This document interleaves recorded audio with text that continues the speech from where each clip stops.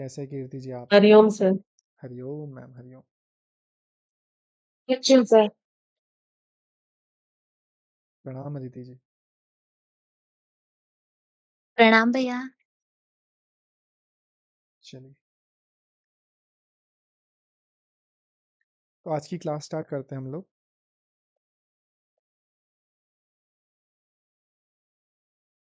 हमने कल कहाँ तक जान लिया था? हमने कल हमारे जो संयम थे उनको स्टार्ट कर लिया था।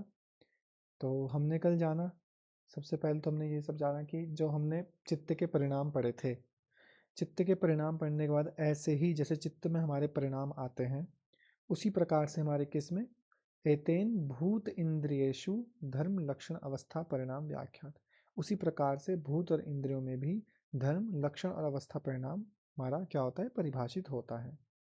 फिर बोला हमको क्या, हमको बोला शांत उदित अव्यपदेश्य धर्मानुपाती धर्म, अर्थात तीनों कालों में जो किसी भी वस्तु के धर्म में सदैव विद्यमान रहता है उसे उस वस्तु का या उस पदार्थ का धर्मी कहा जाता है। फिर हमको बोला क्रम अन्यत्वम परिणाम अन्यत्व हेतु, यानी क्रम में अनन्यता ही परिणाम में अनन्यता का कारण होती है।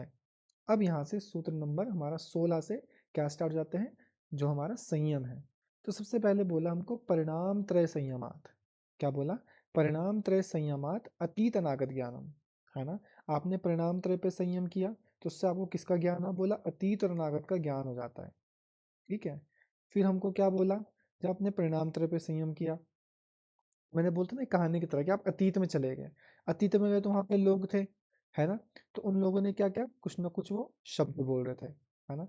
तो क्या था कि शब्द अर्थ प्रत्यायानाम, इन तीनों पे आपने संयम किया, शब्द पे, अर्थ पर, प्रत्यय पे। तो शब्द अर्थ प्रत्यायानाम इतरेतर अध्यासात संकरः तत् प्रविभाग संयमात सर्वभूत रुत ज्ञानम, अर्थात शब्द अर्थ और प्रत्यय पे संयम करने पर आपको क्या होता है, सभी प्राणियों के रुत अर्थात सभी प्राणियों की वाणी का ज्ञान हो जाता है। ठीक है। उसके बाद आपने प्राणियों पे ज्ञान किया, फिर आपने किस पे ज्ञान किया, अपने संस्कारों पे, कि अरे मैं क्या हुआ करता था।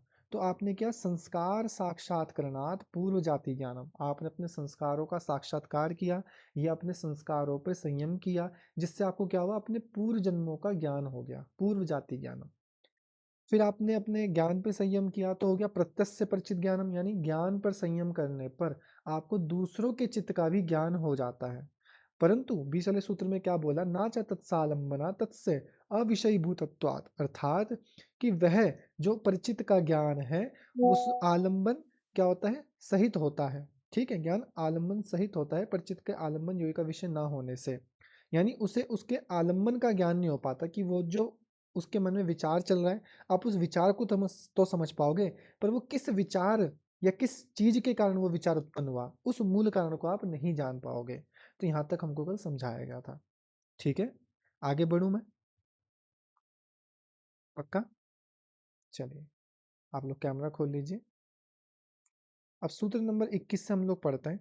सूत्र नंबर 21 में हमको बोला कि काय रूप संयमात, काय,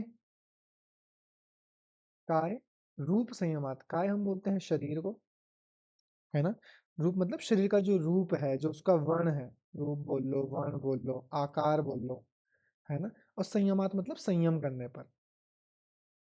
ठीक है, यानी जब आप शरीर के रूप या वर्ण पे संयम करते हो तो बोला तत्ग्राह्य शक्ति स्तंभ है, तत् मतलब उसकी जो ग्राह्य शक्ति है, यानी शरीर के रूप को जो ग्रहण करने वाली शक्ति है ना। ग्राह्य शक्ति मतलब शरीर के रूप को जो ग्रहण करने वाली शक्ति है, उसको स्तंभ मतलब रोक देने पर, स्तंभित कर देने पर, रोक देने पर। ठीक है, तो क्या होगा, चक्षु प्रकाश, चक्षु हो गया नेत्र, है ना। और प्रकाश मतलब नेत्र जिस प्रकाश को ग्रहण करते हैं। तो बोला नेत्र या चक्षु प्रकाश असंप्रयोगे, संप्रयोगे वर्ड हमने पहले भी पढ़ा है कि संबंध ना होने पर या संबंध रहित होने पर, संबंध ना ना होने पर बोला अंतर ध्यानम, यानी अंतर ध्यान हो जाता है। अगर बिल्कुल छोटे रूप में बोले तो ये सूत्र इतना है कि काय रूप संयमात अंतर ध्यानम, अर्थात काय रूप पे संयम करने पर अंतर ध्यान जाता है। पर अगर उसको पूरा समझे तो बोला इसमें कि अपने शरीर के रूप में संयम करने से अपने शरीर के रूप में संयम करने पे, उसके वर्ण पे, उसके आकार पे संयम करने से रूप की ग्राह्य शक्ति रुक जाती है। रूप की मतलब जो आप उसके आकार को देख रहे हो ना, तो क्यों देख रहे हो? क्योंकि उसकी जो आकृति है वो आपकी आंखों में रिफ्लेक्ट हो रही है।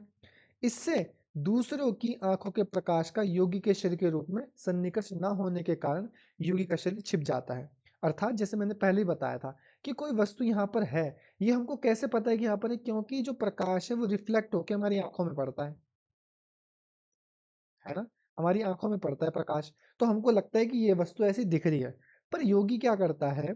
योगी जो उसकी तदग्राह्य शक्ति यानी उसकी जो ग्रहण करने की शक्ति है और ग्रहण करने के बाद क्या करता है, उस शक्ति को वो रोक देता है। समझ में आया? यानी जो भी प्रकाश मेरी बॉडी से रिफ्लेक्ट होके जा रहा है, योगी उस प्रकाश को ही क्या कर लेता है, रोक देता है, जिससे क्या होता है, चक्षु प्रकाश असंप्रयोगे। चक्षु का वो जो प्रकाश है, जो मेरे शरीर से टकरा के प्रकाश जाना चाहिए था, उससे क्या होता है, असंप्रयोग मतलब संबंध नहीं हो पाता। इसलिए सामने वाले व्यक्ति को, वस्तु या व्यक्ति को क्या लगता है, अंतर्ध्यानम, अर्थात वो व्यक्ति दिखाई ही नहीं देता। समझ रहे हो? यानी योगी इतना कैपेबल हो जाता है कि वो उस प्रकाश को अपने अंदर ही ऑब्जर्व कर लेता है। समझ में आया? तो इसको बोला कि काय रूप संयमा तदग्रह्य शक्ति स्तंभ, कि काय रूप पे संयमित करने पर, काय रूप को, अपने पूरे वर्ण को, आकार को, अपने स्वरूप पर ध्यान लगाने पर हम क्या करेंगे, तदग्राह्य शक्ति, तद मतलब उसकी जो ग्रहण करने की शक्ति है, किसको ग्रहण करने की, जो चक्षु से प्रकाश के बीच संबंध बन रहा है, उसी को क्या कर देता है, स्तंभ यानी रोक देता है। और उसी कारण क्या होता है, जो अन्य लोग हैं उनको योगी का शरीर क्या दिखता है, छुपा हुआ दिखता है। समझ में आया मैंने क्या कहा? Yes no? यस भैया। है ना? तो यहाँ पे जो छोटी सी बात है वो ये है कि काय रूप संयमात अंतर्ध्यानम, काय रूप पे संयम करने पर अंतर्ध्यान हो जाता है। दूसरे जो दो वर्ड हैं बीच में वो क्या है, उसके कारण है। कैसे हो जाता है? बोला तदग्राह्य शक्ति स्तंभे चक्षु प्रकाश असंप्रयोगे, यानी जो उसकी ग्राह्य शक्ति है, रूप की ग्राह्य शक्ति रुक जाती है। रूप कुछ तो ग्रहण करता है ना, ग्राह्य मतलब ग्रहण करके रिफ्लेक्ट करने की जो शक्ति है वो रुक जाती है ना? वो रिफ्लेक्शन उसका रुक जाता है। तो रुक जाने से क्या होगा, वो जो प्रकाश और आँखों के बीच में संबंध था वो नहीं बन पाएगा। तो चक्षु प्रकाश असंप्रयोग्य हो जाता है। इसलिए योगी क्या दिखाई देता है, अंतर्ध्यान दिखाई देता है। तो तोड़ के पढ़ना इसे कि काय रूप संयमात अंतर्ध्यानम। रीज़न क्या है? द रीज़न इज़ दिस, तद्ग्राह्य शक्ति स्तंभे चक्षु प्रकाश असंप्रयोगे। समझ में आया? पक्का? ये कथन कारण में भी बन के आ सकता है। वैसे तो कभी-कभी नहीं आते, पर पता नहीं क्यों एक बार आ गए थे कथन कारण, है ना? तो बीच में भी ऐसे बंद हो गए थे, पर दोबारा भी आते हैं। असर्शन रीजनिंग में आता है कि योगी का शरीर अंतर्ध्यान हो जाता है यदि योगी उस ग्राह्य शक्ति को रोक दे और चक्षु का प्रकाश रिफ्लेक्ट ना हो, ऐसे। तो एक असर्शन देंगे, एक रीजनिंग देंगे, आपको 2 वर्ड देंगे। तो कुछ और भी बोल सकते हैं, यहाँ पे लाइन कुछ और भी लिख के बोल सकते हैं। तो आपको पता होना चाहिए कि ये चीज़ क्यों होती है, क्योंकि इसका कारण ये है। समझ रहे हो क्या रीजन बन रहा है? तो ऐसे भी प्रश्न बन जाते हैं असर्शन रीजनिंग के। ठीक। कैन वी से इट मोर लाइक, जैसे जब आप अपनी काया पे संयम करते हो, जैसे योगी हम्म। साधक अपनी काया पे संयम करते हैं, तो it's more like they build this or they get this energy field around them, कि जिससे जो आम इंसान है हम्म। उनकी जो नेत्र शक्ति है वो रिफ्लेक्शन उन तक नहीं पहुंचती हाँ, मतलब आप कह सकते हो, एक आप इमेजिनरी ऐसा एरिया बना सकते हो कि है ना। कोई। जस्ट हाँ टू अंडरस्टैंड द हाँ कॉन्सेप्ट। हाँ, आप कह सकते हो कि ये इंसान कोई बैठा है और उसने अपने आपस में एक ऐसी लेयर क्रिएट कर दी कि जो अब उससे रिफ्लेक्ट होकर प्रकाश आना था या इसकी बॉडी से रिफ्लेक्ट होना था, वो जोन के अंदर ही है ना? जैसे हैरी जैसे पॉटर में हाँ, वो अदृश्य चोगा। हरमाइनी और वो कंबल ओढ़ लेते हैं ना हाँ भैया, वो जी। होते हैं लेकिन किसी को हाँ दिखाई नहीं देते वो। हाँ, तो जैसे अदृश्य चोगा आप बोलते हैं हिंदी में, तो अदृश्य चोगा, वैसे तो हाँ कुछ हाँ, क्लॉक वही होता है वही। वो, है ना? और वही चीज़, तो वहाँ पे क्या होता है, वो प्रकाश रिफ्लेक्ट नहीं होता, तो वही चीज़ यहाँ पर भी बता रहे हैं कि वो ऐसा ही कुछ करेगा, है ना? जैसे हमने बोला था ना उस दिन भी कि हमें कोई भी चीज़ काली क्यों दिखाई देती है, क्योंकि सारी जो रोशनी है, जब कोई भी रंग काला या सफ़ेद दिखने का पर्पस क्या है? काला इसलिए दिख रहा है क्योंकि वो क्या कर रहा है, सभी प्रकाशीय किरणों को ऑब्जर्व कर ले रहा है, तो वो रंग हमको काला दिखाई देता है। व्हाइट क्यों होता है? क्योंकि वो सभी के सबको रिफ्लेक्ट कर दे रहा है, इसलिए वो रंग व्हाइट दिखाई देता है। समझ में आया? रेड इसलिए दिखाई देता है क्योंकि वो सबको ऑब्जर्व करके रेड रेड को रिफ्लेक्ट करता है, इसलिए हमें कोई पता तो रेड दिखाई देता है। तो कलर का जो देखने का कॉन्सेप्ट है वो ऐसा है, हमारे नेत्रों में है। वो होती है ना, हमारे क्या बोलते हैं, रोड सेल सेल और कोन सेल्स होते हैं ना, तो उनके ऊपर भी आधारित होता है। वो 3 कलर्स होते हैं हमारे आरबीजी, रेड, ब्लू, ग्रीन, और उसी से असंख्य परिणाम हमारी आँखों के अंदर बनते हैं। तो सोचो कितना स्मॉलेस्ट मैकेनिज़्म है इस चीज़ का, ठीक है? तो यहाँ पे इसीलिए बोला कि काय रूप संयमात अंतर्ध्यानम्। क्यों अंतर्ध्यानम्?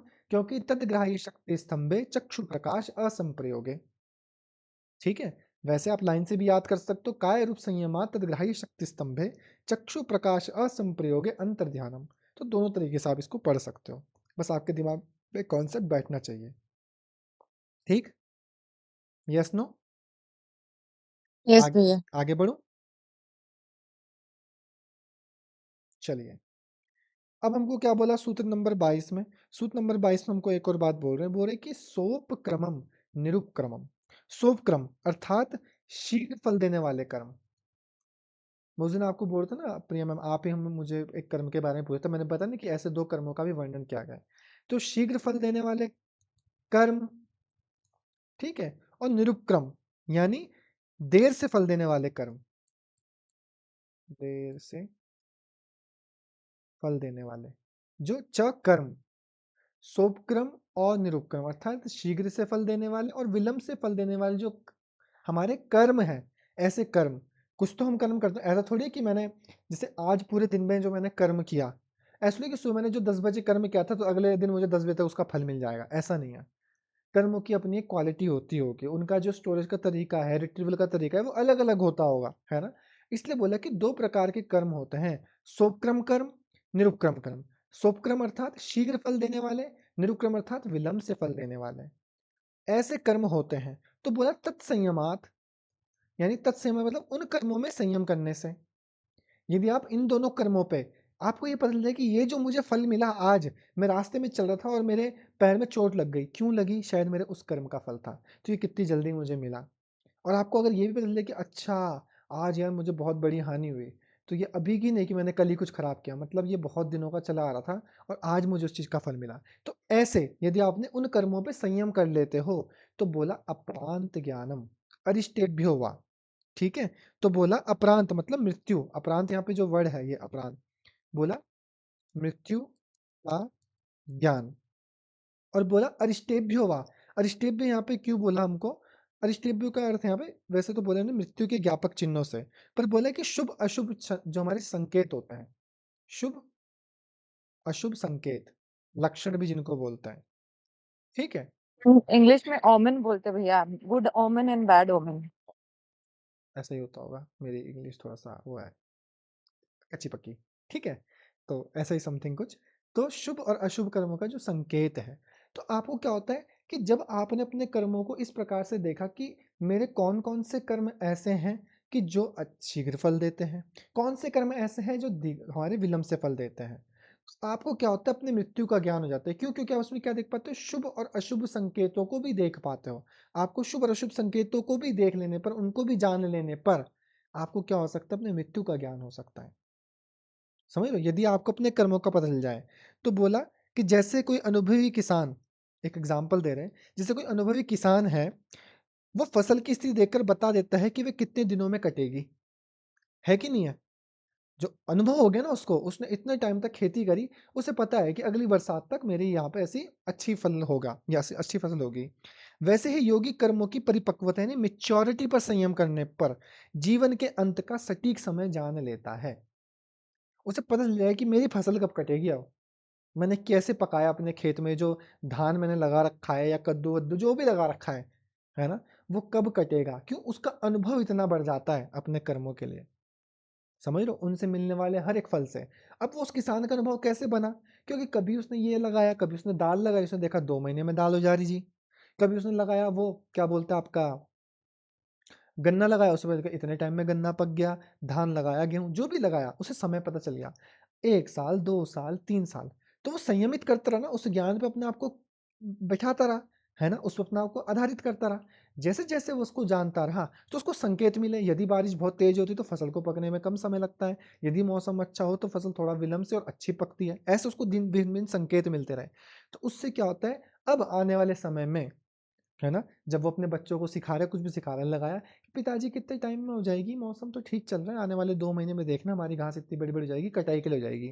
और बच्चे भी देख रहे हैं, हाँ यार 2 महीने हो गए, बिल्कुल कटाई का समय आ गया। तो क्या हो गया, उसको उसका पूरा सटीक ज्ञान पता चल गया। क्यों? क्योंकि अपने कर्मों पर उसने संयम किया। कुछ कर्म ऐसे थे जिन्होंने जल्दी फल दिए, कुछ कर्म ऐसे जो विलंब से फल दिए, और उसमें जो शुभ अशुभ संकेत थे, इन सब का ध्यान करने पर मृत्यु का ज्ञान हो जाता है। तो सोपक्रम निरुपक्रम कर्म, कौन कौन से कर्म? सोपक्रम निरुपक्रम च कर्म तत्संयमाद अपरांत ज्ञानम। तत् मतलब उन पे, संयमाद मतलब संयम करने पर। तो तत्संयमाद अपरांत ज्ञान, मृत्यु का ज्ञान हो जाता है। अरिष्टेभ्यो वा, अथवा मृत्यु का ज्ञान हो जाता है। तो अथवा क्यों बोला? सोपक्रम और निरुपक्रम कर्म अथवा शुभ अशुभ संकेतों पर संयम करने पर, ठीक है, तो क्या होता है, मृत्यु का ज्ञान हो जाता है। तो ये बात हमको यहाँ पर बताई गई। Yes no?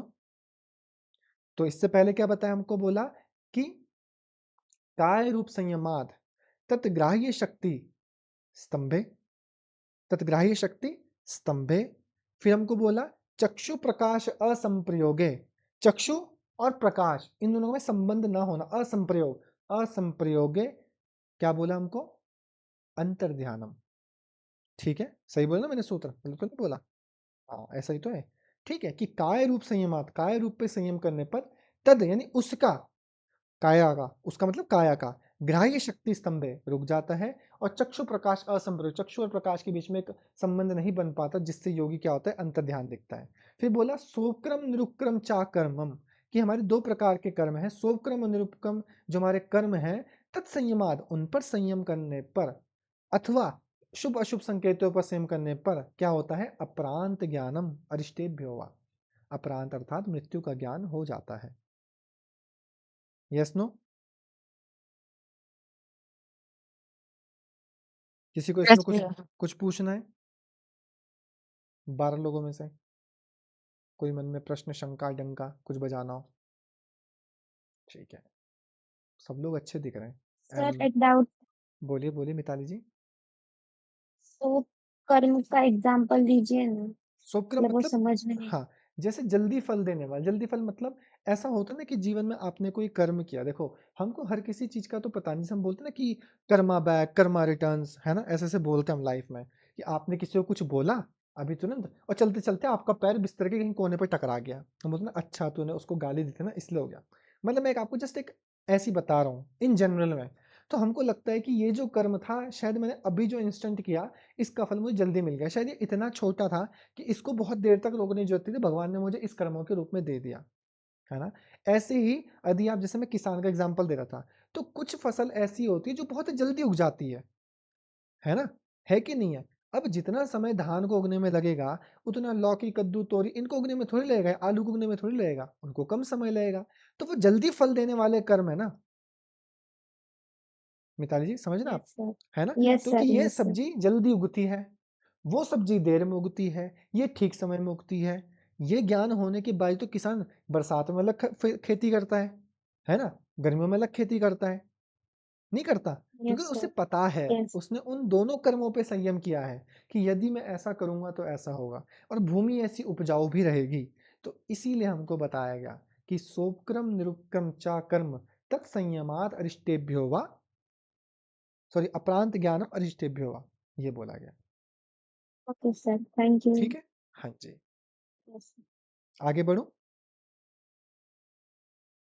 चलिए, सूत्र नंबर 23, बहुत छोटा सा सूत्र है, अभी हाथों हाथ याद होने वाले सूत्र है यहाँ से। तो हमारे 3-4 सूत्र ऐसे ही हैं छोटे छोटे, जो मुझे लगता नहीं है कि आपको सबसे जल्दी जो याद होने वाला पाद है वो तीसरा पाद है। ठीक है, बोला मैत्री आदिशु बलानी, मैत्री आदि यानी मैत्री आदि में संयम करने पर, मैत्री आदि मतलब हमने सूत्र नंबर 33 पढ़ा था, पहले पाद का क्या पढ़ा था, कोई मुझे बताओ। मैत्री करुणा मुदिता उपेक्षा उपेक्षा नाम सुख हाँ, दुख। सुख दुख पुण्य अपुण्य हम्म, भावना चित विषमम, प्रसादनम। ठीक है। तो हमको बोला कि मैत्री आदि पर बल करने, मैत्री आदि मतलब मैत्री के साथ जो बाकी गुण है, पर यहाँ पे तीन ही गुणों को ले आता है, मैत्री, करुणा और मुदिता। उपेक्षा को नहीं लिया जाना, उपेक्षा यानी जो वो एक उदासीनता वाला भाव था, न्यूट्रलाइजेशन का, या फिर हल्का सा ऐसा कि किसी से थोड़ा कटने वाला, क्योंकि आपको कहीं पे बुरा होते हुए दिख रहा है और वो इंसान गलत मतलब नहीं चाह रहे कि मैं सुधरूं, तो आपको वहां से हट जाना चाहिए, है ना। वहां पे अपना वो अपना सामर्थ्य वेस्ट करने से अच्छा है कि अपना शांत होकर पीछे हट जाओ। तो वो चीज यहाँ पे बोली गई। तो यहाँ पे सिर्फ 3 चीज के ऊपर बात करेगी, मैत्री, करुणा, मुदिता। यदि आप इन पे संयम करते हो, मैत्री आदि मतलब उसके साथ और भी चीजें, मैत्री, करुणा, मुदिता तीनों के लिए बोला कि मैत्री आदि में संयम करने पर मैत्री आदि का बल प्राप्त होता है। यानी जैसे मैत्री, मित्रता करने पर क्या होगा, हमको एक सुख की अनुभूति होगी। करुणा करने पर हमारे अंदर एक संवेदनशीलता का गुण बढ़ेगा। और प्रसन्नता होने पे क्या होगा, हमारी जो शक्ति है, हमारी जो ऊर्जा है, वो ऐसी बनेगी कि हमारे साथ वाले लोग भी प्रफुल्लित रहेंगे। तो मैत्री आदि पे बल करने पर मैत्री आदि के जो क्वालिटीज हैं, उनका बल आपको प्राप्त होता है। लिखा है ना यहाँ पे कि मैत्री, करुणा, मुदिता, इन तीनों भावनाओं में संयम करने से मैत्री, करुणा, मुदिता बलों की प्राप्ति होती है। इन भावनाओं पर यदि आप संयम करो कि यार कितना अच्छा है, जब हम क्या बोलना कि सुख दुख यानी सुखी व्यक्ति के प्रति मित्रता, जितने सुखी व्यक्ति से आप मुदिता का, मैत्री का भाव रख रहे हो, मित्रता का भाव रख रहे हो। जो जो प्रसन्न है, नैन्सी जी प्रसन्न है, मेरी नैन्सी जी से दोस्ती है, शबनम मैम से दोस्ती है, मिताली जी से दोस्ती है, काजल मैम से दोस्ती है, अदिति से।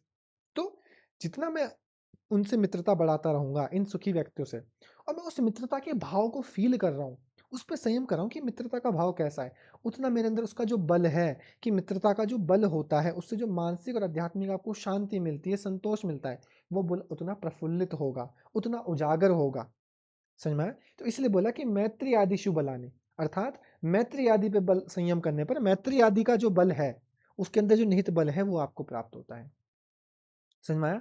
ये तो अभी के अभी आ जाएगा, सूत्र नंबर 23, मैत्री आदिशु बलाने। क्या बोला मैंने? मैत्री आदिशु बलाने। ठीक है, मनी मन में 2 से 3 बार बोलो, मैत्री आदिशु बलाने।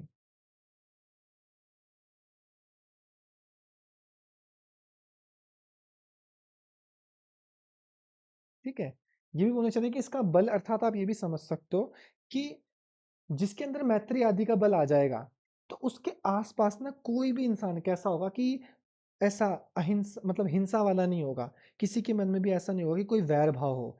उससे जो भी दोस्ती करेगा ना, उसके अंदर वही दोस्ती वाला ही भाव आएगा। तो मित्रता का बल है ना, जिसके अंदर वो, जैसे बोल रहे हैं एक एग्जाम्पल के तौर पे कि महात्मा बुद्ध, है ना, महात्मा बुद्ध थे।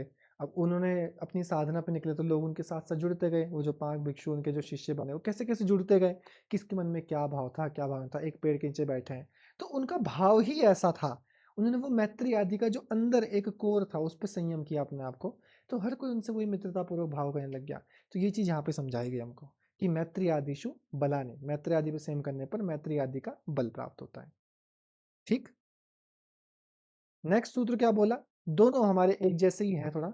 यहाँ पे बोला बलेशु हस्ति बलादिनी, यानी बलेशु मतलब विभिन्न प्रकार के बलों पे संयम करने पर। बलेशु मतलब विभिन्न प्रकार के बलों पर, विभिन्न प्रकार के बलों पे संयम करने पर, अर्थात जब योगी जैसे हाथी हो गया, बैल हो गया, शेर हो गया, गरुड़ हो गया, इस प्रकार के प्राणियों की जो शारीरिक या मानसिक बल है, उन पे संयम करता है। जो ऐसे हमारे जानवर हैं, गेंडा, शेर, बैल या मोर, जो भी जिसके अंदर जो जो क्वालिटीज है ऐसे, तो ऐसे यदि आप प्राणियों पर, ऐसे जीवधारियों के बल पर यदि आप संयम करते हो, तो बोला बलेशु हस्ति बलादिनी, अर्थात हस्ति मतलब हाथी, हाथी आदि के बल पर संयम करने पर उनके जैसा ही बल प्राप्त होता है। समझ लो, जैसे चीज पे बोलते ना कि आ, जैसे प्रेमानंद जी महाराज जी बोलते हैं कि जो बनना चाहते हो वो सोचो, जो सोचोगे वो बन जाओगे। ऐसा बोलते हैं ना, वो एक लाइन बोलते हैं वो, है ना। ये भी उनके कोई महाराज थे, मतलब जिनके ऊपर उन्होंने, मतलब जिनसे उन्होंने थोड़ा शिक्षा दीक्षा ली कुछ समय के लिए, उन्होंने उनको ये लाइन बोली थी कि जो बनना चाहते हो वो सोचो, जो सोचोगे वो बन जाओगे।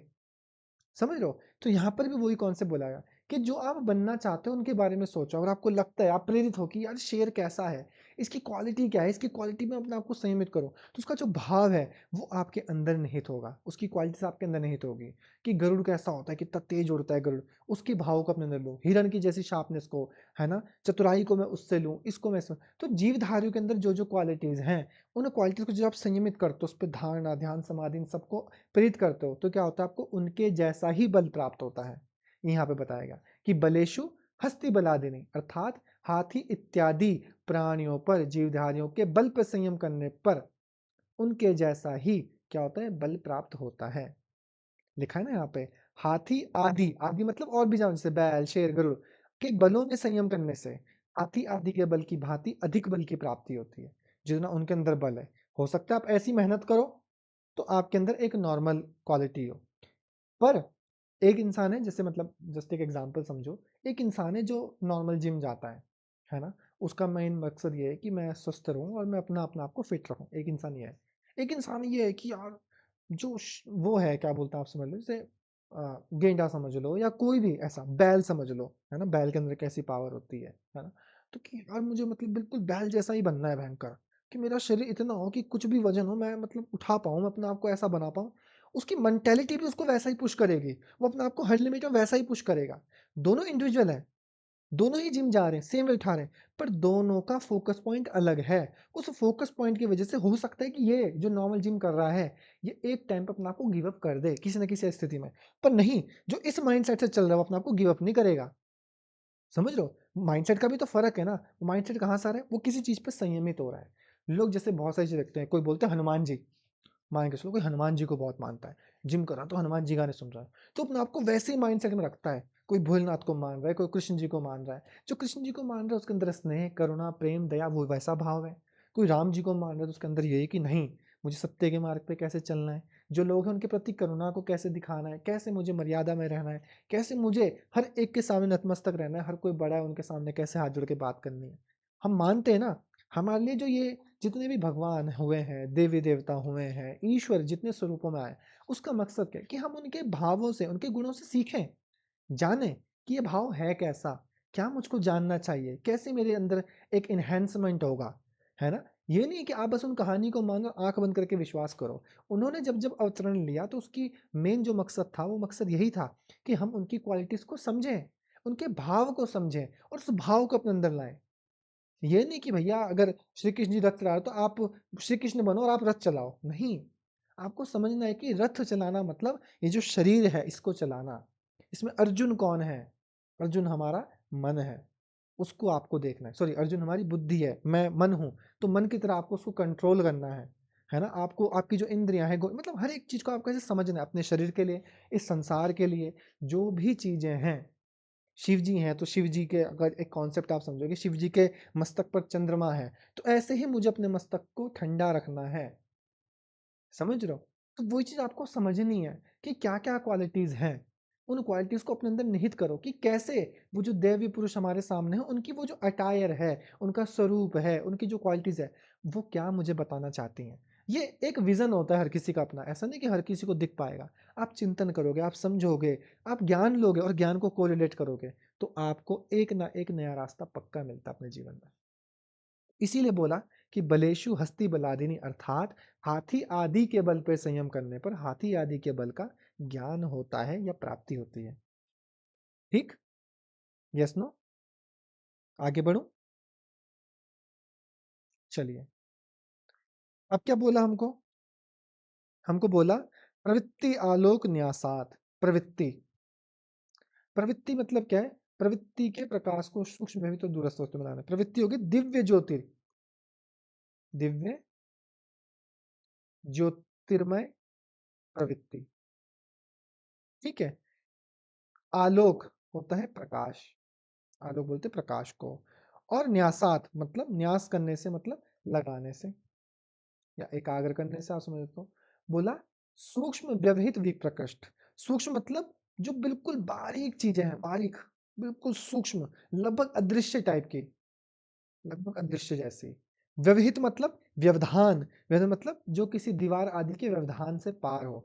जैसे इस कमरे के दूसरे कमरे में क्या चल रहा है, तो बीच में दीवार के जैसे व्यवधान है ना। सूक्ष्म तो हो गई मॉलिक्यूल लेवल पे, एटम्स के लेवल पे। व्यवहित हो गई किसी चीज से ढकी हुई है, पार है ना। अब मुझे बताओ इसके डब्बे के अंदर क्या है, पता है आपको, नहीं पता, क्यों नहीं पता, व्यवहित है, व्यवहित मतलब व्यवधान है, ये डब्बा व्यवधान बन के खड़ा हुआ है ना। और तीसरा हो गया विप्रकृष्ट, विप्रकृष्ट मतलब बहुत ही दूर, दूर। तीन अवस्थाएं, सूक्ष्म, व्यवहित, विप्रकृष्ट। समझ लो, अति सूक्ष्म वस्तु व्यवहित किसी प्रावधान के पीछे रखी है, व्यवधान के पीछे रखी है, बाधा के पीछे रखी है, और विप्रकृष्ट दूर से दूर रखी है, उनका भी ज्ञान हो जाता है। कैसे हो जाता है ज्ञान? बोला दिव्य ज्योतिर्मय प्रवृत्ति के प्रकाश में संयमित होने पर। समझ रहे हो? ज्योतिषमती प्रवृत्ति, ज्योतिषमती प्रवृत्ति मैंने बताई थी आप लोगों को जब हमने चित्त प्रसादन के उपाय पढ़े थे, है ना? विशोकावा ज्योतिषमती बताया था। क्या था वहां पे विशोकावा ज्योतिषमती? बताओ मुझे। हाँ नैन्सी, सही तो बोल रहा आप, बस आवाज नहीं आ रही। रहित ज्योति वाली पे। हाँ, शोक रहित ज्योति मतलब थोड़ा समझा दो ताकि बाकी लोग भी समझ जाएं। शोक रहित ज्योति अर्थात कैसा शोक रहित ज्योति? जैसा भी समझ में आ रहा है, ऐसे गलत सही थोड़ी, अब मैं डांट थोड़ी दूंगा।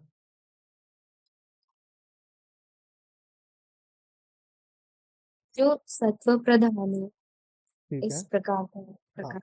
सत्व प्रधान ज्योति, ज्ञान प्रकाश, समझ रहे हो? यानी ज्ञान का जो प्रकाश होता है, जो दिव्य प्रकाश होता है, उसको बोला प्रवृत्ति आलोक न्यासात। यहाँ पे लिखा है ना, आपका मन की ज्योतिषमती प्रवृत्ति के, मन की ज्योतिषमती, मन में जो ज्योति प्रकाश रूप में एक प्रवृत्ति उत्पन्न, प्रवृत्ति मतलब विचारधारा, ज्ञान, उसके आलोक पर, यानी उसका जो प्रकाश है, आलोक मतलब उसके प्रकाश का जो आवरण है, उसमें संयम करने पर आपको सूक्ष्म, व्यवहित और विप्रकृष्ट, सूक्ष्म मतलब छोटी से छोटी, व्यवहित मतलब किसी व्यवधान के परे कोई चीज रखी है, और दूर से दूर भी कोई चीज है, उन सब का ज्ञान हो सकता है। समझ रहे हो? तो प्रवृत्ति आलोक न्यासात सूक्ष्म व्यवहित विप्रकृष्ट ज्ञानम। क्या बोला? प्रवृत्ति आलोक न्यासात सूक्ष्म व्यवहित विप्रकृष्ट ज्ञानम। ठीक है। बोले जैसे अंधेरे कमरे में टॉर्च की रोशनी डालने पर, जैसे अंधेरा कमरा है, अब उसमें हमने जैसे टॉर्च की रोशनी डाली तो बोला कि छिपी हुई वस्तुएं स्पष्ट दिखने लगती है। वैसे ही योगी अपने आंतरिक ज्ञान ज्योति से, अपने आंतरिक ज्ञान, समझ यहाँ पे जो प्रवृत्ति आलोक में साथ है, वो किसकी बात कर रहे हैं? अपने आंतरिक ज्ञान, आंतरिक ज्योति से सूक्ष्म, दूरस्थ और व्यवधान वाली चीजों का भी ज्ञान लगा पाता है।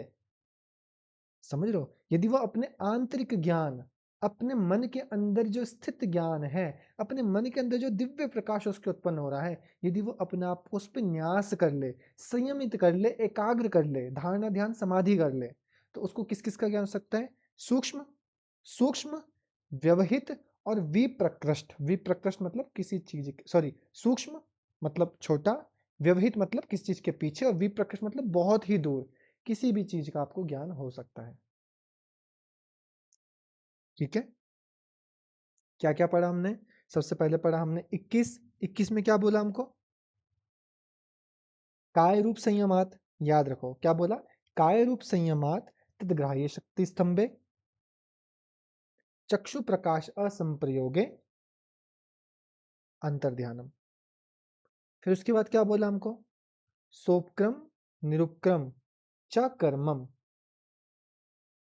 आगे बोलो बोलो। सोपक्रम निरुपक्रम च कर्मम, उन पे क्या करना है हमको? संयमात, तत्संयमात किसका? अपरांत ज्ञानम। अपरांत। हाँ, अरिष्टेभ्य हुआ अपरांत का ज्ञान। अपरांत मतलब क्या वर्ड हो गया? मृत्यु का ज्ञान। अरिष्टेभ्य हुआ अर्थात संकेतों का, शुभ अशुभ कर्मों के जो संकेत है। वाह मतलब अथवा, अथवा आपको शुभ अशुभ संकेतों का ज्ञान करने से मृत्यु तक का भी ज्ञान हो जाता है। ठीक है। फिर क्या बोला हमको? दो बल वाले थे। पहले छोटा, मैत्री आदि शुभ बलानी, मैत्री आदि पे सेम करने पे मैत्री आदि का बल। बलेशु हस्ति बलानी, अर्थात हस्ती, हाथी इत्यादि जो हमारे विशेष जीव हैं, उनके बल पे सेम करने पर हस्ती बलादिनी, उनके जैसा ही बल प्राप्त होता है। फिर बोला आपको कि प्रवृत्ति आलोक न्यासात, कौन सी प्रवृत्ति? याद रखना, प्रवृत्ति से एक बार ज्योतिषमती प्रवृत्ति। कौन सी? ज्योति जी यहाँ पे बैठी हुई ना, तो ज्योतिषमती प्रवृत्ति के आलोक पर, उसके ज्ञान पर, उसके प्रकाश पर, है ना, ज्योतिर्मय मन के आंतरिक ज्ञान का जो प्रकाश है, उस पे न्यासात, न्यास मतलब संयमित होने पर सूक्ष्म, व्यवहित और विप्रकृष्ट ज्ञान हो जाता है। प्रवृत्ति आलोक न्यासात सूक्ष्म व्यवहित विप्रकृष्ट ज्ञानम। ठीक। अब आगे हम लोग कहाँ पे? अब लोग हम आ गए थोड़ा सा आकाश मंडल की तरफ। ये भी बहुत आसान है। यहाँ जानने का आपको, हमारे स्कूल में तो एक प्रेयर होती थी, कि सूरज चांद सितारे करते तेरा ही गुणगान, ऐसे करके एक प्रयोग हुआ करते थे बचपन में, है ना। तो बस आपको यही क्रम याद रखना है, सूरज चांद सितारे। क्या क्रम याद रखना है आपको? सूरज चांद सितारे, याद हो जाएगा पक्का? चलिए, तो सूरज बोला हमको बोल रहे हैं भुवन ज्ञानम सूर्य संयमात। भुवन मतलब समस्त लोकों का, कहाँ गया पहले, भुवन, यहाँ बोले कि लोक लोकांतर अर्थात समस्त लोकों का, समस्त लोकों का ज्ञान हो जाता है। ज्ञान मतलब ज्ञान हो जाना। समस्त लोग जैसे भू भ स्वहा महाजन तप सत्य, है ना, अतल वितल सुतल, है ना, तो जितने हमारे नीचे भी हैं, ऊपर के 7 लोग और नीचे के 7 लोग, है ना। तो सूर्य संयम अर्थात सूर्य पे संयम करने पर भुवन का ज्ञान, लोकों का ज्ञान हो जाता है ना। जैसे मैं सूर्य को ही जान जाऊं तो मुझे पता ना कि एक तो भूलोक यही हो गया, भुआ हो गया, महा हो गया, नहीं है, अंब मरीचि मर आपस, है कि नहीं, ओम द्यो शांति, अंतरिक्ष शांति, पृथ्वी शांति, आपह शांति। तो ऐसे पता चलता है ना, हमको पता है कि कौन से लोक में होता है सूर्य, ध्यो लोक में होता है जी। तो ऐसा हमको बोला। तो सूर्य संयमात, सूर्य पे संयम करने पर भुवन ज्ञानम, चाहे उल्टा बोल लो भुवन ज्ञानम सूर्य संयमात, बात एक ही है ना। सूर्य आपको कैसे भी याद हो जाना चाहिए, सूर्य संयमात भुवन ज्ञानम, मुझे तो ऐसी याद है ना। अगर ऐसे भी याद कर लोगे भुवन ज्ञानम सूर्य संयमात और अच्छा है, ठीक है। यानी सूर्य पे संयम करने पर हमको क्या हो जाता है, भुवन अर्थात लोक लोकांतरों का ज्ञान हो जाता है, लोक लोकांतर, ठीक है, ये हमको बताया गया। फिर हम आगे सूरज के बाद चांद, बोला चंद्रे तारा व्यूह ज्ञानम। चंद्रे मतलब चंद्रमा पर संयम करने पर, किस पर लिखा है, चंद्रमा में संयम करने से, बोला तारा व्यूह ज्ञानम, यानी तारे मतलब तारा मंडल, तारा मंडल, व्यू वैसे संरचना को भी बोलते हैं हम लोग, ठीक है, तारों के समूह, व्यू थोड़ा समूह से भी जान सकते हो, है ना, कि तारा मंडल का ज्ञान होता है। यदि आप चांद पे संयम करो तो आपको तारा मंडल का ज्ञान होगा। सूर्य पे संयम करोगे तो लोकों का ज्ञान, सूर्य संयमात भुवन ज्ञानम, चंद्रे तारा व्यू ज्ञानम, तारों के व्यू का, तारों का अच्छा व्यू दिखाई देता है, समझो व्यू, एक व्यू वर्ड है ना, व्यू, तो चक्र व्यू, चक्र का चक्र रूपी संरचना समूह, वैसे ही तारा व्यू, तो तारा के व्यू का ज्ञान हो जाता है, ठीक है। तो यानी आप दिन में थे, आपने बोला मुझे त्राटक करना है, अब ऐसे कहानी के रूप में लो इसे, आपने बोला सुबह मुझे त्राटक करना है, तो आपने क्या किया, आप सुबह सुबह के जो सूर्य है उसको देख रहे हो कि यार ये सूर्य कितना दूर होगा, ये तो भूलोक है, इसके ऊपर देखो एक आकाश लोक होता है, फिर एक अंतरिक्ष होता है, उसके पीछे कहीं पे सूर्य है, हाँ यार, तो सूर्य पे सेम किया। अब रात को करने का मन किया तो हमने कहाँ किया, चंद्रमा में किया त्राटक, चंद्रमा को देख रहे हो बढ़िया शीतल सा, जैसे आप चंद्रमा पे एकटक होकर देख रहे हो तो आपको धीरे धीरे तारे दिख रहे हैं कि तारे किस किस तरीके से लगे हुए हैं, कहीं पे कोई नक्षत्र है, कहीं पे कोई नक्षत्र है, कहीं पे सप्तऋषि तारा मंडल है ना, तो आपने उनको देखा, ठीक है। अब उन तारों में आपको क्या दिखेगा, एक तारा है जो बहुत तेज चमक रहा है ना, हमारे नॉर्थ पोल की तरफ, कौन सा तारा, ध्रुव तारा। तो आपने ध्रुव तारे पे सेम किया तो आपको पता है कि ध्रुव तारा गति नहीं करता, यस नो, करता है, नहीं करता ना। तो जैसे आपने ध्रुव तारे पे सेम किया तो आपको क्या दिखा, तदगति ज्ञानम, यानी आपको अन्य तारों की गति का ज्ञान होता है, होगा कि नहीं होगा, सिंपल सा कॉन्सेप्ट है ना। चांद तो मूव करता है, इसलिए चांद में जब आपने संयम किया तो आपको सिर्फ तारों के ऐसे गुच्छे गुच्छे उनके समूह समूह दिखे, उन समूह में आपको दिखा एक वहां पे कि ध्रुव तारा, आपने ध्रुव तारे पे संयम किया तो आपको दिखा तद गति ज्ञानम, तद मतलब उनकी, उनकी किनकी, अब तारों पे संयम करो तारों की गति, तो आपने ध्रुव तारे पे संयम किया, उनकी जो गति थी कि देखो ये तारे ऐसे जा रहे हैं, यहाँ से एक टूटता हुआ तारा जा रहा है, ये इधर मूव कर रहा है, तो ऐसा होता है, समझ में आया। यानी ध्रुव तारे में संयम करने से अन्य तारों की गति का ज्ञान होता है, यस नो, ध्रुवे तदगति ज्ञानम, ध्रुव तारे पे संयम करने पर तदगति यानी उनकी गति का ज्ञान होता है, ठीक है। ये दो भी आसान है हमारे, मतलब तीनों मुश्किल तो नहीं है, ये तीन भी पक्का। देखो कितने सारे आसान आसान आ गए, एक आ गया मैत्री आदिशु बलानी, एक आ गया बलेशु हस्ती बलादिनी, बल पे हाथी इत्यादि के बल पे से हाथी इत्यादि का बल मिलेगा, मैत्री आदि पे सेम करें मैत्री आदि का बल मिलेगा। यहाँ पे हमको बोला भुवन ज्ञानम सूर्य संयमात, या सूर्य संयमात भुवन ज्ञानम, जैसे बोलना आपको चंद्रे, चंद्रे तारा व्यू, व्यू दिख रहा है भाई, मुझे अच्छा व्यू दिख रहा है, तो चंद्रे तारा व्यू ज्ञानम, उस व्यू के बीच में था एक ध्रुव तारा, ध्रुव तारे तद गति ज्ञानम, आपको गति दिख रही है। समझ रहे हो? तो एक कहानी की तरह अपने दिमाग में बिठाओ, यहाँ से पूरा कहानी की तरह, जैसे 16 के बाद कहानी है पूरी। परिणाम त्रय पे संयम किया आपने, किसी वस्तु के धर्म लक्षण अवस्था पे संयम किया, है ना, भूत इंद्र अपने भूत पे, यानी पंच महाभूतक पदार्थ से बना हुआ शरीर, आपने इसके किस पे संयम किया, धर्म लक्षण लक्षण अवस्था पे। परिणाम त्रय संयमात अतीत अनागत का ज्ञान हुआ, किसका ज्ञान हुआ जी, अतीत अनागत का ज्ञान हुआ, वेरी गुड। आप चले गए अतीत में, बोला मैं अपना अतीत देखूंगा, गए वहां पे, मैंने बताया कैसे लोग थे, भाषा बोलने वाले, है ना, तो आपने उनके शब्द अर्थ और प्रत्यय पे संयम किया, तो आपको किस चीज का ज्ञान हुआ, सर्वभूत रुत ज्ञानम, है ना, कि आपने शब्द अर्थ प्रत्यय संयमात सर्वभूत रुत ज्ञानम, अभी सभी प्राणियों के शब्दों का ज्ञान हो गया। ठीक है, शब्दों का ज्ञान हुआ, तो हमने कि ये क्या बोल रहे हैं, ये ऐसा ऐसा क्यों बोल रहे हैं, मेरे बारे में कुछ तो बोल रहे हैं कि हम इसे जानते हैं, तो फिर से आ गया। तो आपने अपने संस्कारों पे संयम किया, संस्कार साक्षात करना, कि मैं जानू तो सही मैं हूं कौन जो मेरे बारे में इतना बोल रहे हैं, तो संस्कार साक्षात करना, पूर्व जाति ज्ञानम, आपको अपने पूर्व जन्म का ज्ञान हो गया। अच्छा, पिछले जन्म में मैं इन लोगों के साथ ही था, मैं भी ऐसी बोलता था, ठीक हो गया। फिर आपने किस पे संयम किया, प्रत्यय पे, प्रत्यय पे संयम किया, तो आपने क्या किया, परिचित ज्ञानम, आपने उनके चित्त का भी ज्ञान कर लिया, कि इनके मन में क्या है, अभी मेरे सामने बोल तो रहे, अरे हम तो इसको जानते हैं, पर मन ही मन में मेरे को क्या बोल रहे, फिर आगे इसको तो जान से खत्म कर देते हैं, लास्ट में हो सकता है ऐसे कहानी एक दिमाग में, है ना, और ये ऐसा हो गया वैसा हो गया, देखो इसको फिर लटका देंगे, है इसको तो उस जगह पे छोड़ के आ जाएंगे, कुछ भी ऐसा। तो आपने उनके मन की बात पढ़ ली कि भैया ये तो कुछ प्लानिंग कर रहे हैं, है ना, पर आप ये नहीं जानते कि वो प्लानिंग क्यों कर रहे हैं, कि है ना, ना चा तत्सालंबना, है ना, उन आपके आलम्बन का विषय नहीं है ना, तो आप उनके जो पीछे का कारण है आप उनको नहीं जान सकते।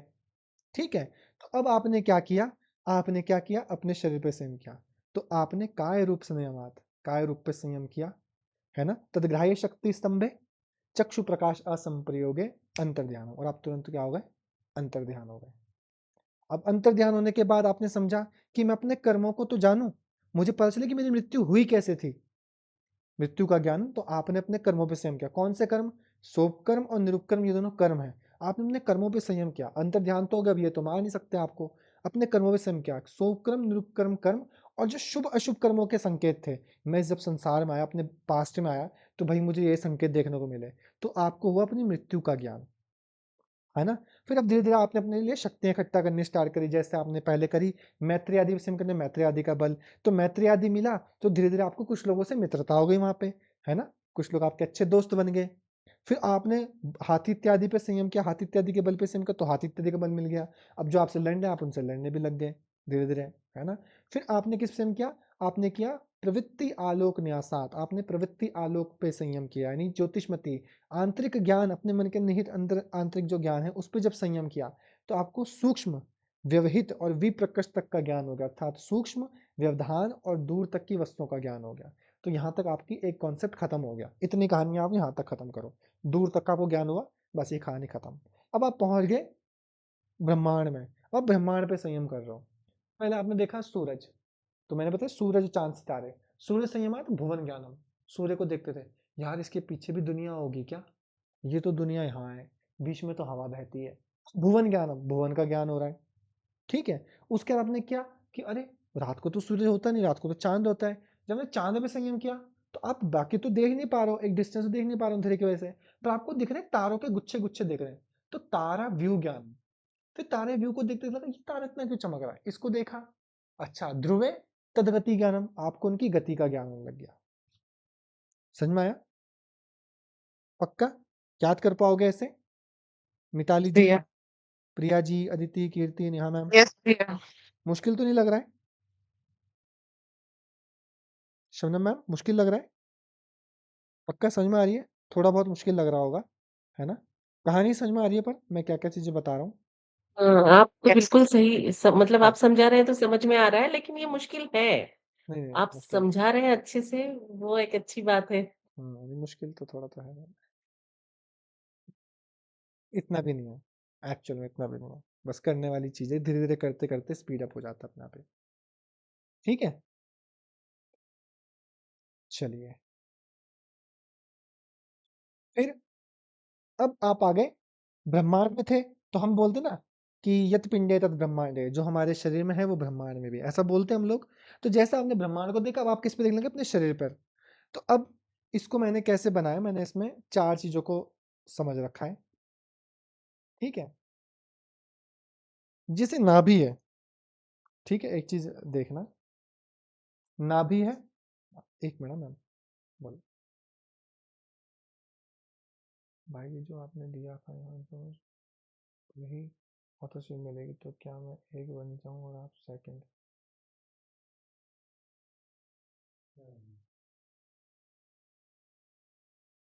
मैं क्या बोलूँ यार, मैं तभी अपने आप को थर्ड पे रखा।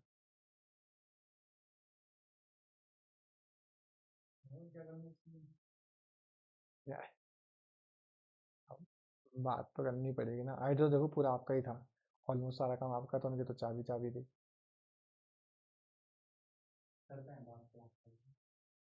ओके,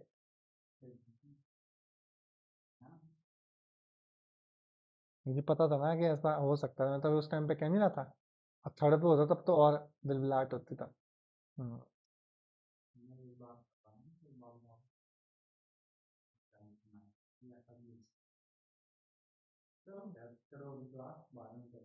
ठीक है, चलिए। अब जैसे नाभि चक्र हो गया, है ना? तो सब चक्रों के हिसाब से देखो, नाभि होता है, हृदय आता है, कंठ आता है, फिर आपका भूमध्य वगैरह आता है, ऐसे होता है ना? तो अभी हमको क्या याद रखना है? नाभि, सबसे पहले नाभि याद रखेंगे, हृदय आना चाहिए, एक छोड़ दो, हृदय एक छोड़ के सीधा कंठ पे आएंगे हम लोग, नाभि एक छोड़ के कंठ, फिर एक स्टेप नीचे आएंगे, फिर एक छोड़ के ऊपर जाएंगे, ऐसे याद रखना है। क्या बोला मैंने? नाभि एक छोड़कर कंठ, एक स्टेप नीचे, फिर एक छोड़कर ऊपर, ये चीज याद रखनी। समझ लो मैं क्या कह रहा हूं? अभी मैं समझाऊंगा इसका मतलब। नाभि एक स्टेप छोड़ दिया, हृदय वाला छोड़ दिया, सीधा ऊपर स्किप कर लिया, कंठ पे आ गया। फिर मेरे को याद आया कि मैं तो भूल गया एक स्टेप को, तो मैंने अब काउंट किया इसे, हृदय को, फिर एक स्टेप छोड़ के वापस ऊपर गया, क्योंकि ये तो हो गया था तो ऊपर गया। तो अब यहाँ पे जो 4 हमारे मेन सूत्र हैं, उनको ऐसे ही लगा रखे, नाभि, कंठ, फिर कूर्म नाड़ी। कूर्म नाड़ी हमारे हृदय में होती है, कूर्म नाड़ी, और फिर मूर्धा ज्योति, है ना? मूर्धा पे संयम करने पर, मूर्धन्य, जो हमारे कंठ के ऊपर वाला एरिया होता है उसको बोलते हैं मूर्धन्य, तो वहां पर संयम करने पर। समझ रहे हो? तो एक छोड़कर एक है इन चारों का जो सीक्वेंस है। नाभि, आप इसको भूल गए थे, गलती से भूल गए थे, सीधा कंठ पे आ गए। आप बताए नहीं नहीं नहीं, एक और होता है, तो आप नीचे आए, कंठ पे, सॉरी अपने उस पे, हृदय पे। हृदय में होती है कूर्म नाड़ी, ठीक है? कछुए जैसी भी आकृति है ना इसकी, हल्का सा देखो, ये बड़ा सा है, लंग सा, बीच में कछुए जैसी गर्दन सी है, ऐसे समझ लो, कूर्म। फिर ये तो हो गया था, तो निकल के कहाँ चले गए आप? ऊपर, जो मूर्धन्य वाला एरिया होता है, मूर्धा, वहां की तरफ। अब इनको समझते हैं कि यहाँ पे होता क्या क्या है। सबसे पहले हमको बोला कि नाभि चक्र, यानी नाभि चक्र में संयमित होने पर कायाव्यूह ज्ञानम, यानी नाभि चक्र में संयमित में क्या होगा? कायाव्यूह, यानी जब आप मणिपुर चक्र पे या नाभि चक्र, नाभि चक्र किसको बोलते हैं? मणिपुर चक्र को ही बोलते हैं वैसे तो, है ना? मणिपुर पे चक्र पे संयम करोगे तो आपको किसका? कायाव्यूह, यानी शरीर की रचना का ज्ञान हो जाता है ना? मतलब आप समझो तो एनाटॉमी का, शरीर की रचना बोलते हैं ना, शरीर रचना क्रिया विज्ञान, एनाटॉमी फिजियोलॉजी, तो आपको एनाटॉमी ज्ञान हो जाता है।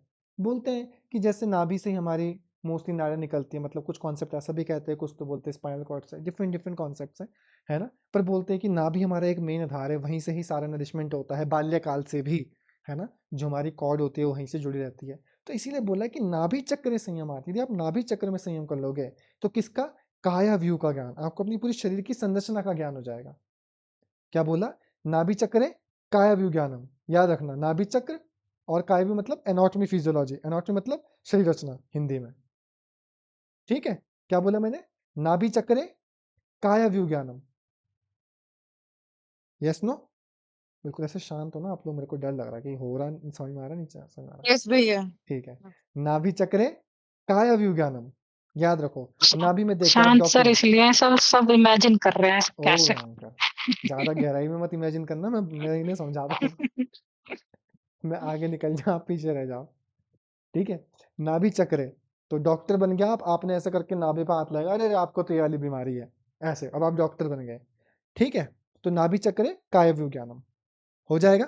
नाभि चक्र पे सेम करने से पूरे शरीर की संरचना का ज्ञान हो जाता है। नेक्स्ट हम बोला, एक स्टेप स्किप हो गया हमसे, हम सीधा गले में पहुंच गए।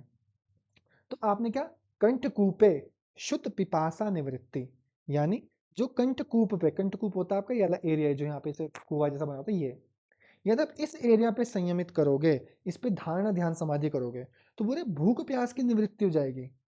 कंठकूपे शुद्ध पिपासा निवृत्ति, क्या बोला, कंठकूपे शुद्ध पिपासा निवृत्ति, कंठकूप पे संयम करना। अब आपको पता है भूख प्यास लगना मतलब ऐसे गला सूखता है, तो गला सूख रहा है तो मैं किस पे संयम करूँ, गले पे संयम करूंगा, तो गले पे मतलब क्या होता है, जिसको वेट लॉस करना है उसको ही हाथ मारना कर सकते हैं मैम बिल्कुल, जब जब भूख लगे बस अपने कंठकूप पे ध्यान लगाओ, बोलो हो गया आज का डिनर हो गया। ठीक है, घर में भी सबको बोलना है आज डिनर में कुछ नहीं बना है, आओ तुमको एक टेक्निक सिखाती हूँ।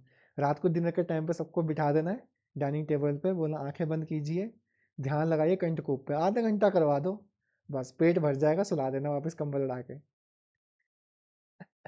ये नई टेक्निक सर अपनी क्लास में शुरू करो, जो जो वेट लॉस के लिए आते हैं ना उनको आओ, बिल्कुल कुछ बिल्कुल, नहीं कराऊंगा बस आगे बंद करके बैठ जाओ। मैं तो वेट लॉस नहीं करवाता ऐसे भी, मैं पहले मना करता हूँ, मैंने कहा मैं नहीं करवा सकता, मैंने कहा मुझे नहीं पता 23 घंटे क्या कर रहे हैं, 1 घंटे मेरे भरोसे आ रहे हैं, मैंने कहा मैं नहीं लेता ऐसा भरोसा, मैंने कहा हाथ जोड़ रखा मैंने।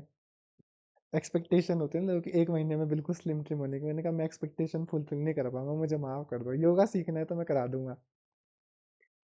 ठीक है, तो कंठकूप है शुद्ध पिपासा निवृत्ति। नाभि चक्र है, नाभि चक्र में सेम किया तो किसका ज्ञान हुआ,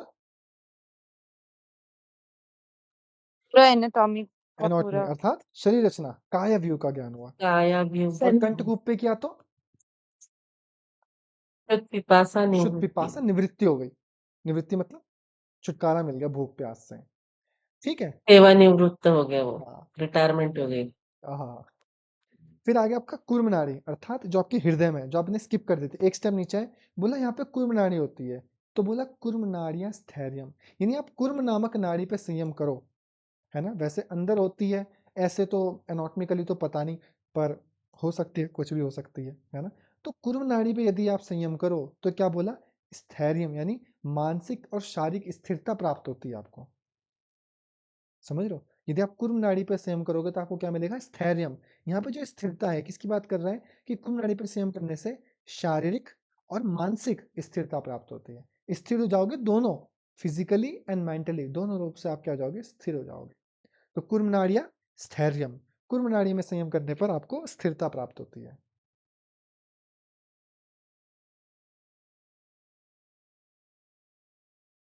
समझ में आया, नाड़ी होती कहाँ है सर एग्जैक्टली? हृदय में होती है मैम, जहाँ पे हमारा ये लंग्स वाला एरिया होता है ना, इधर पे होती है इसके पीछे। एग्जैक्टली ऐसे एनाटॉमिकली नहीं बताया जा सकता, है ना, क्योंकि जैसे हम हमारे शास्त्रों में 14 नाड़ियां हैं तो 3.5 लाख नाड़ियां, पर उनको एनाटॉमिकली नहीं बताया जा सकता। शास्त्र तो कहते हैं कि ईड़ा और पिंगला के मध्य में, ईड़ा के पार्श्व भाग में, और वहां से वहां तक, है ना, ऐसे बताते हैं, पर एनाटॉमिकली उस नाड़ी को किस रूप में से हम परिभाषित कर सकते हैं, वो थोड़ा सा अभी एक विषय है उसका, रिसर्च का, कि कैसे इस फिजियोलॉजी को जाना जाए, है ना। पर अगर हम जाने, हम इसको अगर खोजबीन करते हैं तो पता चलता है कि जो कुर्म नाड़ी है वो हमारे हृदय के पास होती है, यहाँ पर। जैसे आप थोड़ा, मतलब मैं बस एक कोरिलेशन बता रहा हूँ ऐसे, मतलब वो समझना कि एग्जैक्टली होती है, जैसे हमारी वेगस नर्व है ना, तो आप थोड़ा सा वेगस नर्व को भी समझ सकते हो कि वेगस नर्व का भी हमारा बहुत ज़्यादा हमारे सिंपैथेटिक और पैरासिम्पैथिक पे बहुत ही अच्छा इफेक्ट पड़ता है। बहुत सारी रिसर्चेस भी हो रही है आपकी वेगल टोन पे, वेगस नर्व पे, तो आप उसको देखिए, वन ऑफ द शायद लॉन्गेस्ट क्रेनियल नर्व है हमारी, है ना, मेरे ख्याल से आपकी जो वेगस नर्व है, और वो आपके आपकी डाइजेशन पे भी काम करती है, आपके लंग्स पे भी काम करती है, आपके एचआरवी पे भी काम करती है, वो बहुत सारी चीज़ों को कंट्रोल करती है वेगस नर्व, है ना। तो उसके ऊपर आप एक काइंड ऑफ उसको समझ सकते हो, मतलब मेरा जो दिमाग है वो उसको मानना चाहता है, अपने मैं ज्ञान के आधार पे कह रहा हूँ, कोई ऐसी मतलब प्रमाणित मेरे पे वो नहीं है, पर मुझको ऐसा लगता है कि वो कुर्म नाड़ी का जो संबंध है वो वेगस नर्व से होना चाहिए, ऐसा। ठीक, तो यदि हम वेगस नर्व को कंट्रोल कर लेना मैम, तो हमारा डाइजेशन तक कंट्रोल हो सकता है, हमारा हार्ट रेट कंट्रोल हो सकता है, हमारा रेस्पिरेटरी कंट्रोल हो सकता है ना, ऐसी बहुत सारी चीज़ें कंट्रोल हो सकती है। इसलिए तो स्थिरता, शारीरिक मानसिक स्थिरता दोनों तो हो गई, नहीं हो गई उससे, तो एक तरीके से आप समझ सकते हो वेगस नर्व। तो बाकी तो ऐसे मैं कह नहीं सकता। ठीक है, लास्ट एक और करते हैं, जो हमारा था। अब मैंने नाभि था, एक स्किप करके ऊपर गया कंठकू, फिर याद आया अरे ये तो छूट गया, तो यहाँ आया, फिर गला तो हो गया, तो मैं कहाँ पहुंचा, मूर्धा। तो बोला मूर्धा ज्योतिषी सिद्ध दर्शनम। मूर्धा ज्योतिषी यानी मूर्धा की ज्योति में संयम करने पर, मूर्धा की ज्योति अर्थात मूर्धा में सात्विक प्रकाश, ज्योति मतलब यहाँ पे सात्विक प्रकाश से ही हमारा कोरिलेट किया गया है। तो बोला कि मूर्धा ज्योतिषी अर्थात मूर्धा कपाल, शीर का जो ऊपरी भाग है, ब्रह्मरंध्र। मूर्धा मतलब जैसे यहाँ से ऊपर का जो है ना, जब हम बोलते हैं कि टा ठा ऐसे बोलते हैं ना, तो बोलते हैं कि हमारा वो ऊपर मूर्धन्य से थोड़ा होते हुए जाता है। कोई री बोलता है तो किसी किसी का टच होता है ना, हल्का सा रा ऐसे रिपीट होता है, ऐसा तो वो मूर्धन्य रहा होता है। पर यहाँ पे मूर्धा मतलब वो जो हमारा कपाल कुहर है, वहाँ पे जो स्पेस है वो कहाँ जाता है, हमारे नभोबिल की तरफ जाता है, जिसको मैं शिर का ऊपरी भाग या ब्रह्मरंध्र कहता हूँ। तो यहाँ पे जो मूर्धा ज्योति है यानी ये हमारा जो ब्रह्मरंध्र है, रंध्र उसकी बात कर रहे हैं। तो बोला जो ब्रह्मरंध्र है उस ऊपरी भाग ब्रह्मरंध्र के प्रकाश विजन करने पर, मतलब यहाँ पे उपस्थित जो सात्विक प्रकाश है, यदि मैं इस पे अपने आप को संयमित करूं, तो बोला सिद्ध दर्शनम अर्थात सिद्ध महायोगियों को पहचानने की योग्यता आ जाती है, या आप उन आत्माओं के दर्शन कर सकते हो, जो महान योगी हैं उनके दर्शन कर सकते हो। यदि आपने मूर्धा पर, मूर्धा ज्योति पर यानी अपने कपाल रंध्र पे, ब्रह्मरंध्र पे आप अगर क्या करो, उस शक्ति का, एक सात्विक शक्ति का, दिव्य ऊर्जा का अगर आप यहाँ पर आप ध्यान करो, उस पर ही धारणा करो, उस पर ही समाधि करो, तो आपको सिद्धों के दर्शन हो सकते हैं। तो बोला मूर्धा ज्योति सिद्ध दर्शनम अर्थात मूर्धा पर, मूर्धा के प्रकाश पर, मूर्धा में रहित सात्विक प्रकाश पर सीमित होने पर सिद्ध दर्शनम अर्थात सिद्ध योगियों के, महायोगियों के, देवों के, इष्ट के आपको क्या होते हैं, दर्शन होते हैं, या उनको पहचानने की योग्यता आती है। ये यहाँ पर बताया गया। समझ में आया?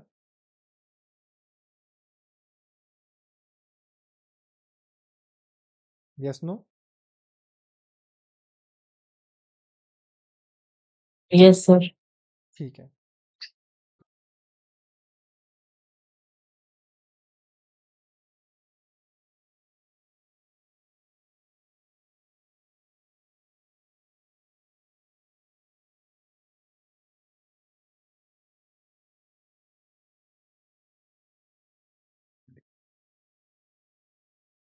एक बार रिपीट कर लेते हैं हम लोग इसको। क्या क्या पढ़ा हमने आज, बताइए, कहाँ से स्टार्ट किया?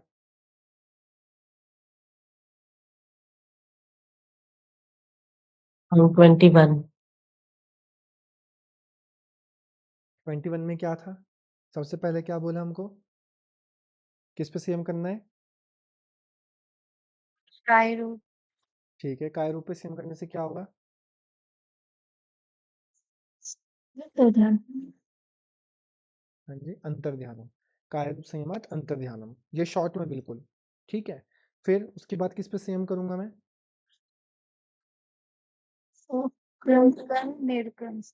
सोपक्रम नृपक्रम कर्म पे, और किस पे, अरिष्टेभ्य हुआ, अरिष्टेभ्यों पे भी वो करना है आपको। ठीक है, उससे क्या होगा, आपको किस चीज का वो होगा, अपरांत ज्ञानम अर्थात मृत्यु का ज्ञान होगा। तीन चीजें हैं हमको, सोपक्रम, निरुपक्रम कर्म और अरिष्टेभ्य हुआ, शुभ अशुभ संकेत भी। ठीक है, तो आपको क्या होगा, अपरांत ज्ञान। फिर तीसरा मैत्री आदि शुभ लाने अर्थात मैत्री आदि पे संयम करने पर मैत्री आदि का बल। उसके बाद बलेशु हस्ती बला देनी अर्थात हाथी इत्यादि प्राणियों के बल पे संयम करने पर हाथी इत्यादि का बल। फिर प्रवृत्ति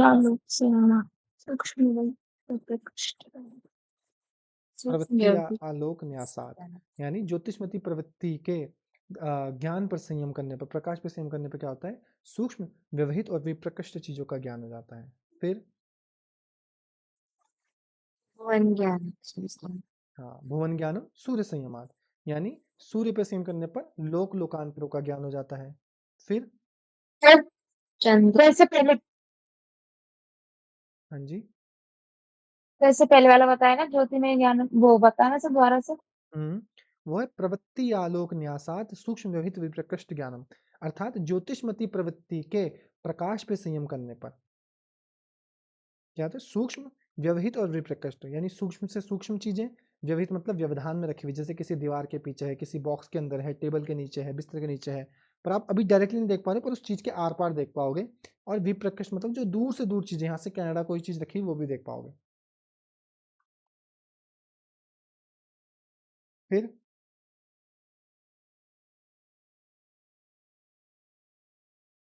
ध्रुवे चिंते सॉरी चंद्रे तारा व्यू ज्ञानम, ताराभिज्ञानम है ना, चांद पे संयम करने पर तारों के व्यू का, संरचनाओं का ज्ञान होता है। फिर चांद तारे, सूरज चांद सितारे, तारों में कौन सा है? ध्रुव। ध्रुवे तदगति ज्ञानम, ध्रुव तारे पे संयम करने पर तारों की गति का ज्ञान होगा।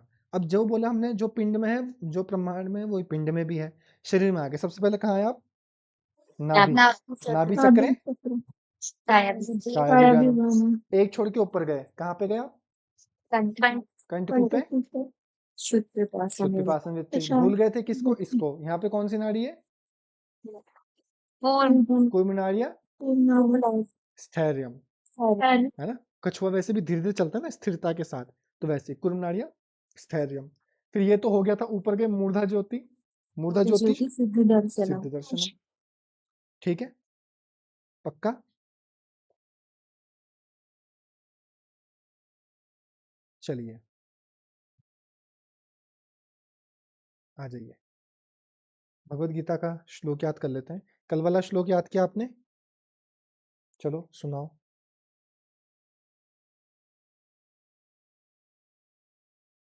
अफलाकांक्षा यज्ञो विधिदिष्टो य इज्यते यष्टं मे इति मनः समाधाय य सात्विक।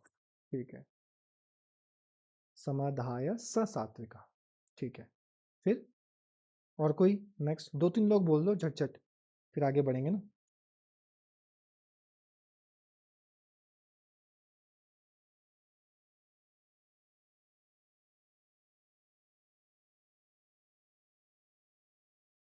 अफलाकांक्षी यज्ञो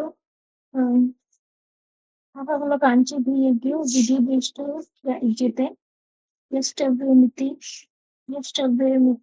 मनः समाधाय स ठीक है, और कोई नेक्स्ट?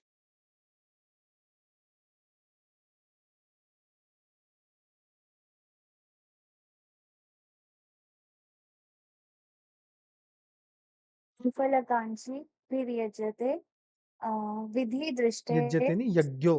अफलकांक्षिर्भी यज्ञो।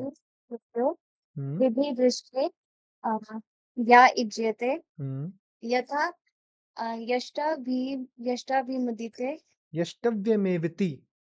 यष्टाभिमेदिति मनः समाधया स सात्विक। हाँ, समाधाय स सात्विका।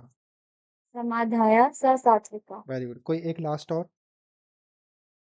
आफलाकांक्षिभिः यज्ञो विधिदृष्टो या इज्यते यष्टव्यम् एव मनः समाधाय सा सात्विका। ठीक है, देखिए, बोले अफलकांशिर, र भी है ना यहाँ पे, अफलकांशिर भी यज्ञो। ठीक है, या अफलकांशिर भीर यज्ञो विधि दृष्टो या इज्यते यष्टव्यमेव इति, या यष्टव्यम इव इति, ऐसा भी हो सकता है। यष्टव्यमेविति मनः समाधाय। देखो, जो वर्ड पूरा है उसको पूरा बोलना है, जिसमें बड़ी मात्रा उसको बड़ा उच्चारण करना है, इसमें छोटा है, कटा हुआ है, उसको हल्का टच करना है। तो समाधाय स सात्विकः, बस ऐसे ही प्रोनाउंसिएशन करते हैं। ठीक है, चलिए नेक्स्ट है हमारा, जो मैंने बताया आपको, राजसिक यज्ञ। ये था सात्विक यज्ञ कैसा होता है। अफलाकांक्षी मतलब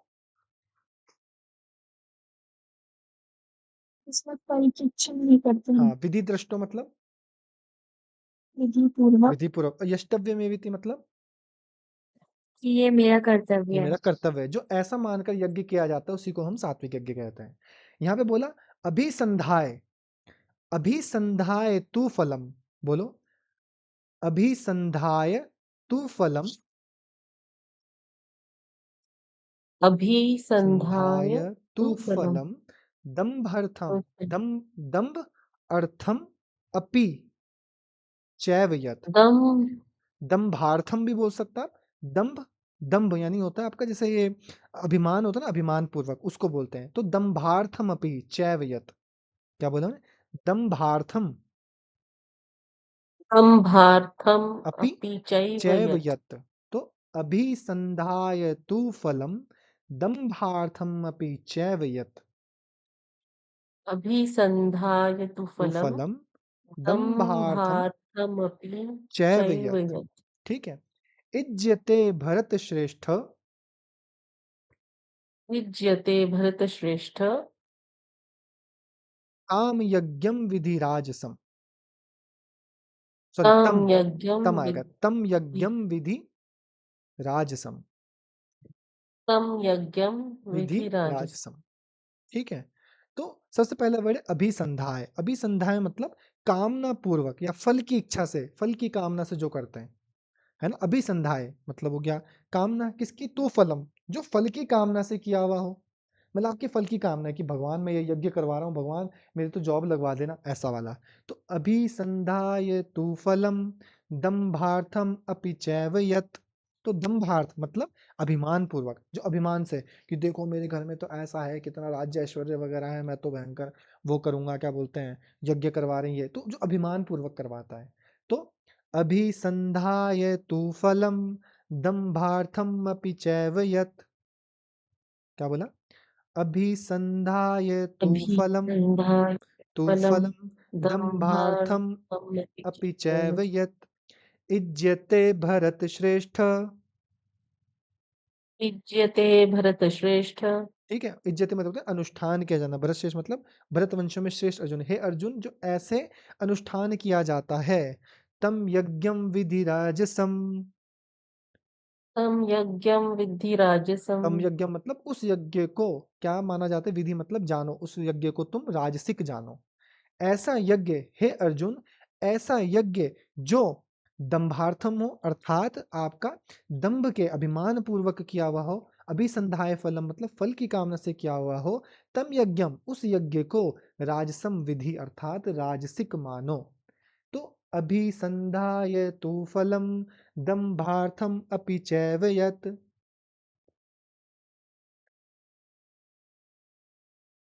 अभिसन्धाय अभिसंधाय तु तु फलम दंभार्थम अभि अपि चैव यत्। अभिसन्धाय तु फलं दम्भार्थम् अपि चैव यत्। इज्यते भरत श्रेष्ठ युज्यते भरतश्रेष्ठ। तं यज्ञं विधियाजसं। तं यज्ञं विद्धि राजसम। राजसम्। ठीक है। तो ये हमारा क्या हो गया? राजसिक। दो मेन वर्ड है इसमें, अभिसंधाय और दंभार्थम। अभिसंधाय मतलब फल की इच्छा से किया हुआ, दंभार्थम मतलब अभिमान पूर्वक किया हुआ। ये इसके मुख्य वर्ड है राजसिक यज्ञ के। ये दो वर्ड तो याद करने ही हैं, दो वर्ड, पर पूरा श्लोक आपको याद करने की कोशिश करना है। एटलीस्ट आपको पता हो, कहीं बोले कि राजसिक ये कौन सा है, ये जो अभिसंधाय रूप से क्या गया? दंभार्थम किया हो। पूछे सात्विक क्या आंसर, तो अफलाकांक्षी भी विधि दृष्टो यष्टव्य में विधि। तो ये तीन वर्ड उसके मेन है। समझ में आया? हो जाएगा।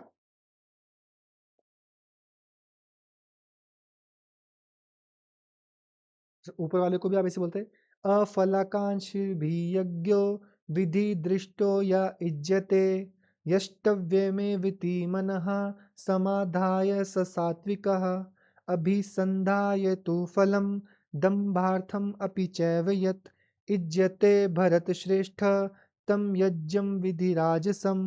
तो ऐसे एक फ्लो में जितना गाते रहोगे ना, उससे क्या होता है ना, धुन भी थोड़ा सा माइंड में रिमेम्बर रहती है। तो आप ऐसा भी कर सकते हो। ठीक। डन। चलिए आज की क्लास समाप्त करते हैं, मिलेंगे कल।